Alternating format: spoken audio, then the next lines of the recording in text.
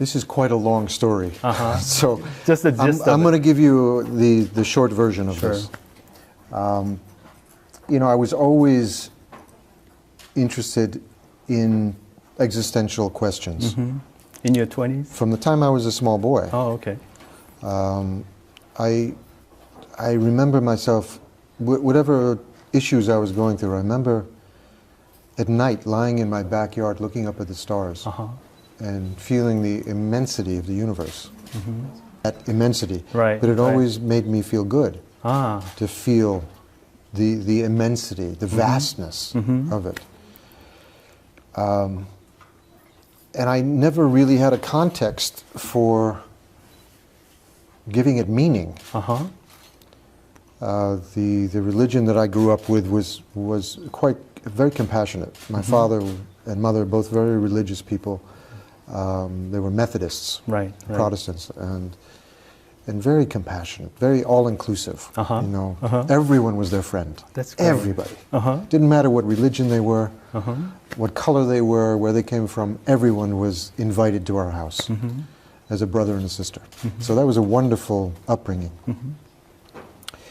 But I do remember that as I became a late teenager in my early 20s, that the question of the nature of existence, the nature of self, the nature of identity, the nature of consciousness were questions that I had. And my explorations took me directly to Buddhism. Because of course that's what the Buddha was trying to discover for himself. Was what am I? What is a sentient being? What is the universe? What's reality? And as the Dalai Lama says, and any other great teacher, all these religions are wonderful, as long as they're based on love and compassion.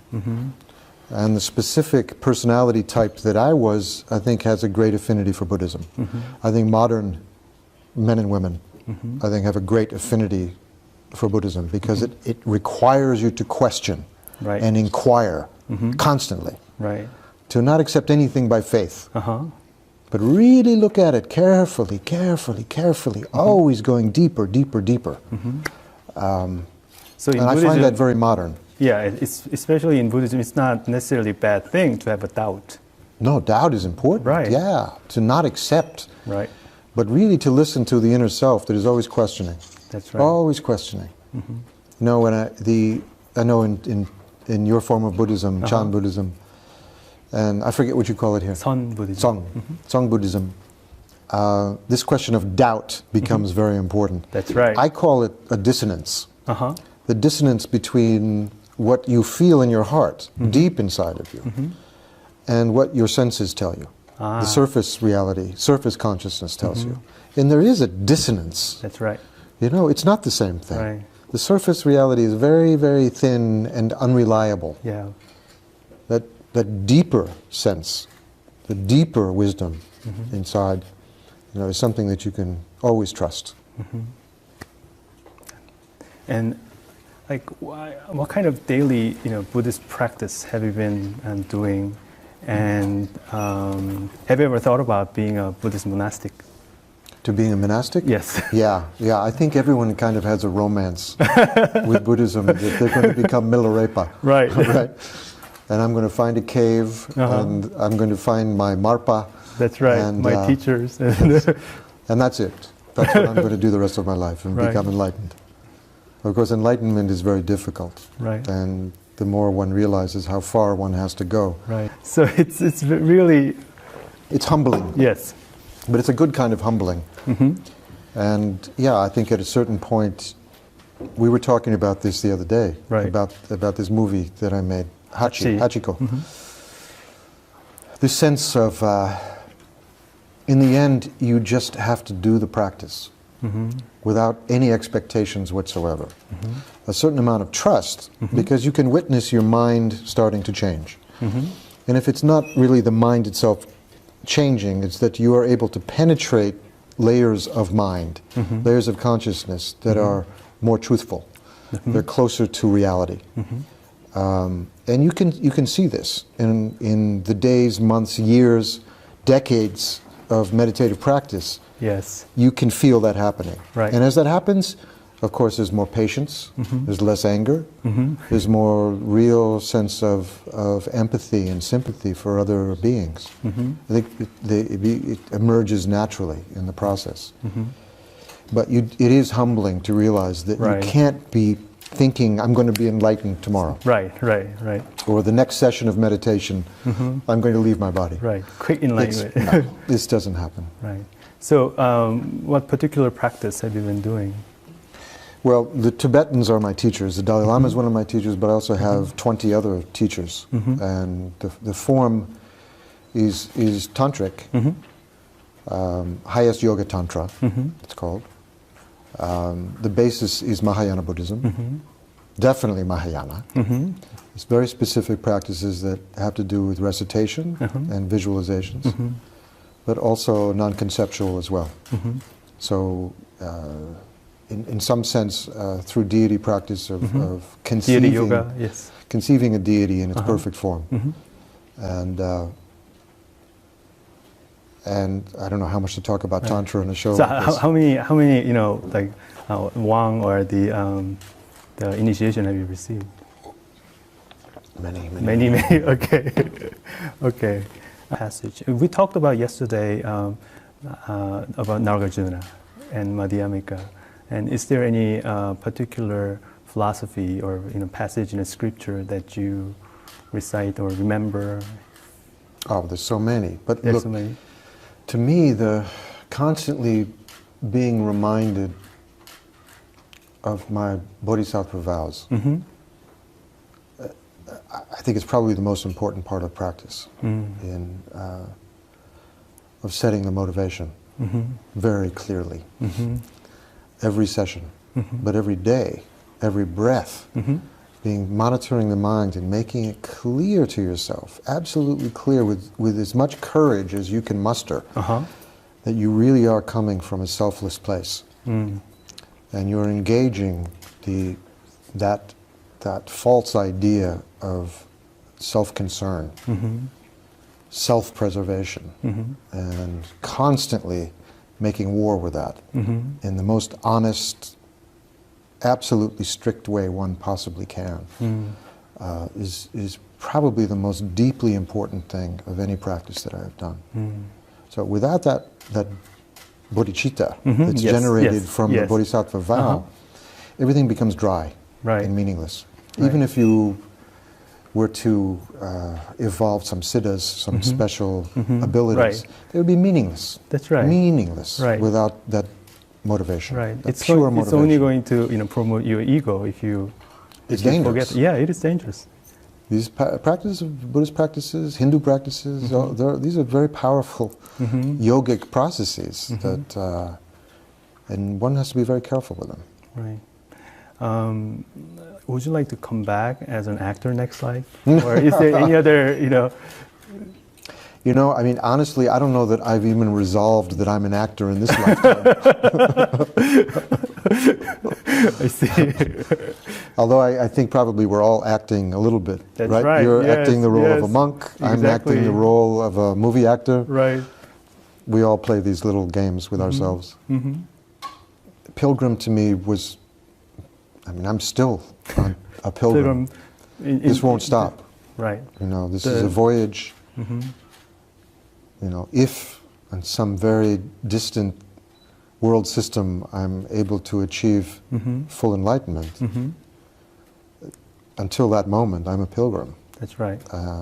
And to this, the joy of having found Buddhism, the joy and gratitude and humility of having found my teachers, something that I will never be able to repay, ever. That's the jewel. I see. Sensing the delicate humanity in all of us, that we all share. Various levels of people dealing with the problems of being in samsara, of living a life of confusion. But again, if you take away the layers of pain and suffering, that very delicate center just really touches me. Right, like childlike. You can see it. You get in the worst of us. Right. If you look deep enough, you see that. That delicate yearning. Right. For freedom, for love, for compassion, connection, to be belonging. Yes. I mean, it's innately right. there. That's the truth of the universe, that we are connected. Right. We do belong. We are. But we've got so many layers that cover that, right. that we can't see it, we can't feel it. Because I had already started Tibet House and a few other organizations, and I was very happy with some of the things we had done, many of the things we had done. I found them a little bit cumbersome. So I found that I could move quicker if I had my own foundation that I controlled completely. Then if something was needed, I could get the money there, get the energy there very quickly. Right. So that was the original impulse. As to the works we do, obviously anything to do with Tibetans and with Buddhism in general, we tend to get involved with. Anything to do with human rights, we tend to get involved with. With civil rights, we get involved with. With health issues, we get very involved with. Education, we get involved with. These are disaster relief, very important things to me. Anything, because of the way we set up the foundation, really anything that touches me, and I have the resources to help, I can go there. Ah, I see. The other thing, which in the end may be even the most important, long term, was our ability to sponsor Buddhist books and translations. Oh, okay. Of many teachers of mine, specifically His Holiness the Dalai Lama, but many other traditions within the Tibetan sphere of Buddhism. That to me may be in the end the most important.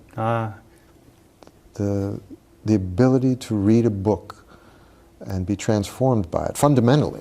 And share that knowledge too. And that can be passed on to many people. That's the intimacy of reading a book quietly and... It's very personal. It is. Yeah. And the transformative possibility of a book. Right. You know, whether it is now on an iPad or it's in an actual physical book. But to make that available to people, I think is something I feel very, very happy about. So I wonder, what can both Buddhists and Christian do to promote mutual understanding and also to eradicate sort of like narrow-minded religious fundamentalism? But what if they, step forward and saying that, our way is the only way and your way will lead to hell? But that's obviously not a real religion then. Okay. I mean, that's so small. The thinking is so small. I don't think that Jesus Christ would be happy with that. Right. That's anything that gets you to the next place on that voyage, on the pilgrimage, to complete openness and freedom, where we are completely loving and wise. That's good. Yeah. It's not a problem. I find ultimately that you really want to key into the mental space of a character, which can be defined in many ways, how intelligent they are, but also their life experience. Sometimes they're not the same thing. Do you find there's a correlation between your practice of Tantrayana, where you where you cultivate the ability to visualize the deity and become the deity, and to become a character? Is there an interplay? Well, I was an actor before I was practicing Tantra, so, but I did find that there's something similar there. In what we call the generation and completion stages. We call the generation stage essentially a rehearsal. I don't know if I should be talking about this. I don't know if His Holiness would like it. You rehearse, in fact, the Yidam in His universe, like when we're doing a play, or like I was describing getting into these characters. The difference being that this character you're rehearsing is a deity, is a purified deity who's born of emptiness, born of shunya, which is quite different than playing a normal human being. But I think the internal process, the kind of emotional leap you have to make, is similar. So this is all your rehearsal period. This is your generation stage of getting used to the deity in His universe, His mansion, His mind. And there comes a point I'm told, where one leaps into the completion stage, which is opening night. You're going to jump off the mountain, see what happens. It's a lot of similarities, certainly. I don't think there's anything in spiritual practice that is other than life. You know, I think that's something that it's taken me a while to catch on to, but there's no spiritual technique that is alien to my body and mind, and alien to my life, alien to relating to other creatures, whether they're people or animals or spirits, deities, or whatever they may be. Well, if I was sort of a wish-fulfilling gene and I gave you sort of 3 wishes on which to enter this, to sort of end this program, what would these 3 wishes be that you... 3 wishes, that's really easy. Is happiness to all beings, number 1. Happiness to all beings, number 2. And number 3, happiness in the causes of happiness to all beings. No question about it. Well, Richard, lots of happiness to you. Thank you very much indeed. Thanks a lot, man. This was easy. Thank you. You're not really terribly interested in fame, and yet you continue in a profession in which you've got to be famous, or metaphorically, you're dead. Is there any sort of contradiction in that? I'm not interested in fame. I'm not interested in the accoutrements of fame. Although I find myself in an interesting position today, which I'm pretty comfortable with, of accepting the fact of my fame, my celebrity, let's call it that, celebrity. The fact that I'm known, you're known on the street, so you're a celebrity. And there's a certain amount of baggage that comes along with that. I began to discover that the interest that I had led me into areas that my celebrity could be of service, to make difficult causes known, where millions of people are suffering. You've done that. This is a great gift. With Tibet, haven't you? I mean, you've done a lot of Well, work. I'm focusing very much on that now, and have been for maybe 3 years. Are you a Buddhist yourself? Yeah, I practice. Yeah. In fact, I just came from India. What were you doing? There were 2 things there. One was a conference of people who had been involved with Tibet support groups for some time. And then there was a teaching, several teachings actually, with His Holiness the Dalai Lama after that, which is really why I went. And it can be general, it can be specific, but it's that general motivation of, That's I right. really genuinely want happiness for everyone. Then this other thing starts to kick in, that I feel the pain, I feel the suffering of others. I want them to be separated from that suffering. Yes. Seeing wisdom and compassion together, and this wisdom aspect of kind of seeing things in a larger frame than that kind of immediate emotional connection to things. But understanding that through the use of wisdom, one, we understand the interconnectedness of things, but we also see the fragility of the whole idea of a self that needs to be protected. Damaging the sense of self, which seems to lock us all into this mode which is ultimately going to make us suffer when it's about me. It separates me from you immediately. Well, when you know, if you But the remain... motivation, again, I mean, it's like, from my point of view, it's motivation. Our entire experience sits on the very tip of our motivation. Yes. That is the deciding factor. Yes, true, yes. So the compassion aspect, when you can click into that aspect of it, is immediately we're creating a motivation which is vast. Yes. Correct. So, While self-centeredness is always narrow. yeah. What brought you to, I know it's probably a big question, but what drew you to Buddhism away from Christianity? The ability to kind of, the wisdom aspect of really looking into the nature of the mind itself, and looking into the nature of suffering in a very different way. A more scientific approach to this. And Buddhism is essentially a science. The science of mind, and it has to be fearless. You have to really look. I don't know what things are. There's no beginning. There's no beginning and no end. It doesn't make any sense. I'm sorry, but it's ridiculous. So it's this sense of the mind itself is so vast. There's no need for a creator. We create it momentarily ourselves.